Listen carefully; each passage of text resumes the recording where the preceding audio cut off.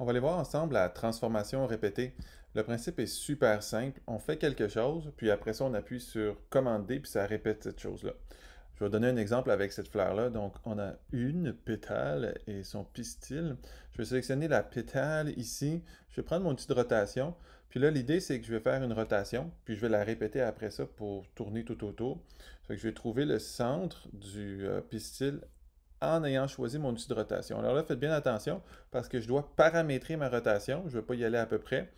Fait que ce que je vais faire, c'est que je vais peser sur Option et clic là où je veux avoir le point de pivot. Et là, je vais avoir cette boîte de dialogue-là qui va apparaître. Puis ensuite, je vais pouvoir écrire le nombre de degrés que je veux faire à ma pétale. Puis je vais peser tout simplement sur copier. Du coup, ça l'a copié en faisant la rotation. Puis après, tout ce que j'ai à faire, c'est de appuyer sur commande et d'enfoncer D, commande D, commande D, commande D, commande D, commande D. Et ce que ça fait la commande D, c'est que ça répète donc cette transformation-là. OK? Ça, c'est pour la rotation.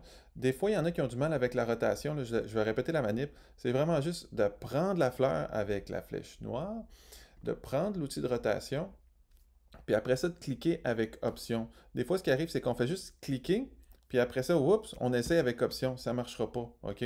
Ce qu'il faut vraiment faire, si jamais tu l'as raté, c'est cliquer à l'extérieur avec ta flèche noire, d'aller reprendre ton pistil, reprendre l'outil de rotation, puis d'y aller vraiment avec option. Là. Des fois, votre option sur le clavier, c'est un Alt, Option, la même chose. Et on clique, et là, on a notre option de rotation. C'est souvent ça la difficulté avec cette technique-là. Le commande D, il peut être utilisé pour ça, mais il peut être utilisé pour tout plein d'affaires. Tu sais, admettons, je vais prendre ma fleur ici, par exemple, et j'en fais une copie. Alors, je la déplace avec Option enfoncé. Si je fais commande D, ça répète la transformation. Je prends ma ligne ici, je la déplace avec Option, je fais commande D, ça répète la transformation. En gros, quoi que ce soit que tu fasses dans Illustrator, quand tu vas faire commande D, ça va répéter cette transformation ou cette opération-là.